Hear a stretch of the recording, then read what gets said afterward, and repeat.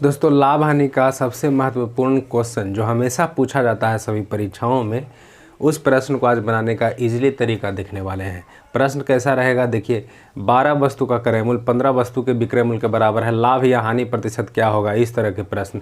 5 वस्तु का क्रय मूल्य 6 वस्तु के विक्रय मूल्य के बराबर है, तो लाभ या हानि प्रतिशत क्या होगा, इस तरह के प्रश्न को देखेंगे। हाँ, इसी तरीका से बनने वाला है आज। एक बेईमान दुकानदार कम तोलता है और इतना लाभ या हानि प्रतिशत कमाता है, तो कितना कम तोलता है, इस तरह के प्रश्नों को आज बना करके इजीली बताएंगे आपको। बस वीडियो में बने रहिए। ये हमेशा पूछा जाता है दोस्तों। देखिए, वस्तु के मात्रा असमान रहता है। देखिए, वस्तु के मात्रा असमान रहे और क्रय मूल्य विक्रय मूल्य के बराबर रहे। क्रय मूल्य विक्रय मूल्य के बराबर रहे, तो पहले समझ जाइए कि लाभ किस स्थिति में होगा और हानि किस स्थिति में होगा। क्योंकि उस प्रश्न में दिया हुआ रहता है कि लाभ या हानि प्रतिशत ज्ञात करना है, तो सबसे पहले हम जान जाते हैं कि लाभ किस स्थिति में होगा। तो देखिए, कम वस्तु बेचेगा, कम वस्तु बेचने पर, कम वस्तु बेचने पर लाभ होगा, ठीक है। अधिक वस्तु बेचने पर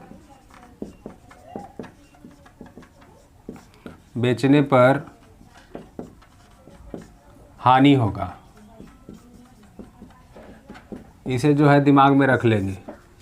कम वस्तु बेचने पर लाभ हो जाएगा और अधिक वस्तु बेचने पर हानि हो जाएगा। अब यह लाभ और हानि प्रतिशत ज्ञात करने का फॉर्मूला क्या होता है। लाभ प्रतिशत या हानि प्रतिशत का जो फार्मूला होता है वह होता है वस्तु में अंतर, वस्तु में अंतर गुने 100 बटा बेची गई वस्तु, बेची गई वस्तु। इतना लगा देंगे, आपको लाभ या हानि पता चल जाएगा। देखिए, लाभ किस स्थिति में होगा, कम वस्तु बेचेगा तब। हानि किस स्थिति में होगा, अधिक वस्तु बेचेगा तब, ठीक है। अब यहाँ पर एक क्वेश्चन लेते हैं। 4 वस्तु का विक्रय मूल्य का क्रय मूल्य 5 वस्तु के विक्रय मूल्य के बराबर है। समझिएगा, विक्रय मूल्य के बराबर है। लाभ प्रतिशत या हानि प्रतिशत ज्ञात करें। ये आपको प्रश्न मिल गया, ठीक है। क्या है, 4 वस्तु का क्रय मूल्य 5 वस्तु के विक्रय मूल्य के बराबर है। अब यहाँ पर आपको देखना है कि बेच रहा है के वस्तु 5 वस्तु, खरीद रहा है के वस्तु 4 वस्तु। ज़्यादा बेच रहा है तो ज़्यादा बेचने पर क्या होगा, हानि हो जाएगा। तो हम यहीं से स्पष्ट कर लेते हैं कि इस प्रश्न में हानि होने वाला है, लाभ नहीं होने वाला है। क्या होने वाला है, हानि होने वाला है। तो डायरेक्ट हम लिखेंगे हानि प्रतिशत बराबर वस्तु में अंतर, तो वस्तु में अंतर कर दीजिए 5 घटाव 4 गुने 100 बटा बेची गई वस्तु। हमेशा नीचे हर में क्या लिखना है, बेची गई वस्तु। तो कितना बिक रहा है वस्तु, कितना बेच रहा है, 5 वस्तु, तो 5, तो 20 100। यहाँ पर 5 में से 4 जाएगा 1, तो ये 20% की हानि हो जाएगी। क्या हो जाएगी, हानि, है ना। लाभ किस स्थिति में, कम वस्तु बेचने पर लाभ, और हानि किस स्थिति में, अधिक वस्तु बेचने पर हानि। देखते हैं अगले प्रश्न की ओर चलते हैं, है ना। दोस्तों, प्रश्न आपके सामने है। प्रश्न है 12 वस्तु का विक्रय मूल्य 15 वस्तु के क्रय मूल्य के बराबर है, तो लाभ या हानि प्रतिशत बताइए। ये हमेशा रहेगा लाभ या हानि प्रतिशत। इसमें आपको स्पष्ट नहीं कहेगा कि लाभ कितना होगा या हानि कितना होगा। आपको इसमें दोनों रहेगा और ऑप्शन में भी दोनों रहेगा, इतना लाभ इतना हानि, इतना लाभ इतना हानि, इस तरह से ऑप्शन भी रहता है। तो हम वस्तु को देखकर स्पष्ट हो जाते हैं कि इसमें लाभ होगा या हानि होगा। कितना वस्तु बिक रहा है, 12 वस्तु। खरीदा कितना जा रहा है, 15 वस्तु। तो ज़्यादा बेच रहा है कि कम बेच रहा है, यहाँ पे कम बिक रहा है वस्तु, 12 वस्तु को बेच रहा है और ख़रीदा है 15 वस्तु। कम बेचने पर लाभ होता था, तो हम स्पष्ट हो गए यहाँ पर लाभ प्रतिशत ही होगा। क्या होगा? लाभ प्रतिशत स्पष्ट हो गए। चलिए वस्तु में अंतर कितना होगा? 15 में से 12 गया 3 गुने 100। बेची गई वस्तु कितना बिक रहा है? 12। चलिए 4 तिया 12, 25 400, 25% का लाभ हो जाएगा, स्पष्ट है ना।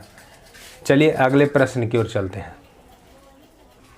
दोस्तों प्रश्न आपके सामने देखिए क्या है।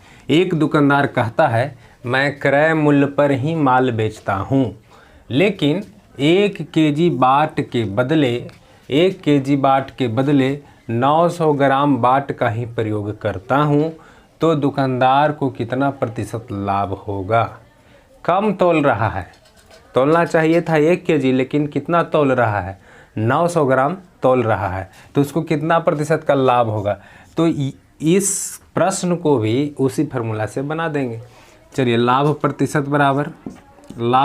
बराबर वस्तु में अंतर, यानी कि 1 केजी में 1000 ग्राम होता है, 1000 ग्राम, और 900 ग्राम तोल रहा है, तो 1000 घटाव 900 ग्राम गुने 100। वस्तु में अंतर हो गया ना, मतलब कम कितना तोल रहा है ये आपका यहाँ निकल जाएगा। बेची गई वस्तु होता था फार्मूला में, यहाँ पर बाट का प्रयोग करेंगे। कितना बाट का प्रयोग कर रहा है? तो 900 ग्राम बाट का प्रयोग कर रहा है, तो 900 ग्राम। चलिए 2 जीरो से 2 जीरो तो कट ही जाएगा, इधर बच जाएगा 100 ग्राम, 100 ग्राम बटा 9, तो ये प्रतिशत में आ गया। कितना प्रतिशत होगा? तो 11.99 होता है ना, 11.1/9% उसको लाभ होने वाला है। तो इस तरह से आप याद कर सकते हैं। दुकानदार, बेईमान दुकानदार जो है कम तोलता है, तो लाभ या हानि कितना होगा? ये भी कम तोलेगा तो हमेशा लाभ होगा। लाभ इस तरह से ज्ञात कर सकते हैं। बहुत सारे प्रश्नों में आपको दिया रहेगा लाभ और कहेगा कि कितना कम तोल रहा है, तो इसको इधर लिख देंगे, लाभ के स्थान पर लिखा जाएगा, और यहाँ कितना कम तोल रहा है उसको x मान लेंगे। तो x यहाँ 1000 माइनस x बटा x करके जब निकालेंगे तो फिर से ये कितना कम तोल रहा है ये आ जाएगा। तो उस तरह से भी पूछा जाता है। चलिए उस प्रश्न को भी देख लेते हैं इसी में, है ना। तो दोस्तों प्रश्न आपके सामने है। देखिए प्रश्न क्या है। एक बेईमान दुकानदार कहता है कि मैं क्रय मूल्य पर ही माल बेचता हूँ, फिर भी 25% का लाभ कमाता हूँ। बताइए, क्रय मूल्य पर ही माल बेच दिया, फिर भी 25% का लाभ कमाया, तो वह कम ही न तोलेगा। तो कितना बाट का प्रयोग करता हूँ, ये प्रश्न है कि कितना बाट का प्रयोग करता हूँ, या तो मैं कितना कम तोलता हूँ, ये भी प्रश्न आ जाता है। तो उसी फार्मूला से बनाना है कि लाभ प्रतिशत बराबर वस्तु में अंतर। क्या था फार्मूला? वस्तु में अंतर गुना 100 बटा बेची गई वस्तु। ध्यान दीजिएगा, तो लाभ कितना है दोस्तों? 25, तो 25 लिख दिए। वस्तु में अंतर, अब देखिए 1000 ग्राम का यहाँ प्रयोग होगा, चूँकि 1000 में मानते हैं कि x का बाट का प्रयोग करता है, x बाट का प्रयोग करता है, तो x नीचे भी हो जाएगा, यहाँ पर 100। इस तरीक़ा से यह बनेगा। फिर से यहाँ ध्यान दीजिएगा, माना कि x बाट का प्रयोग किया है, तो 1000 यहाँ पे होगा, 1000 घटाव x बटा x, क्योंकि x वस्तु बेच रहा है, बेची गई वस्तु मतलब कि कितना बाट का प्रयोग वह कर रहा है, गुने 100। चलिए 25 × 100, 4 से कट गया। यहाँ x बराबर 4000 घटाव 4x, इधर आएगा तो 4x है, x 5x हो जाएगा, 5x बराबर 4000। चलिए 8 बजे 40, यानी x बराबर 800 आ गया। 800 ग्राम बाट का प्रयोग करता है। कम कितना तोलता है? तो 1000 घटाव 800, 200 ग्राम कम तोलता है, कम। लेकिन प्रश्न में था कितना बाट का प्रयोग करता है, तो 800 ग्राम इसका आंसर। तो इस तरह से दोस्तों ऐसे प्रश्न को इस तरह से भी बनाया जा सकता है। बहुत इजीली तरीका है, बहुत आसान तरीका है। तो दोस्तों मैं आशा करता हूँ कि यह जो टाइप है आपको काफ़ी पसंद आया होगा और ऐसे प्रश्नों को अब आप आसानी से बना लीजिएगा इस ट्रिक के माध्यम से। तो दोस्तों चलते हैं, मिलते हैं अगले वीडियो में, तब तक के लिए जय हिंद।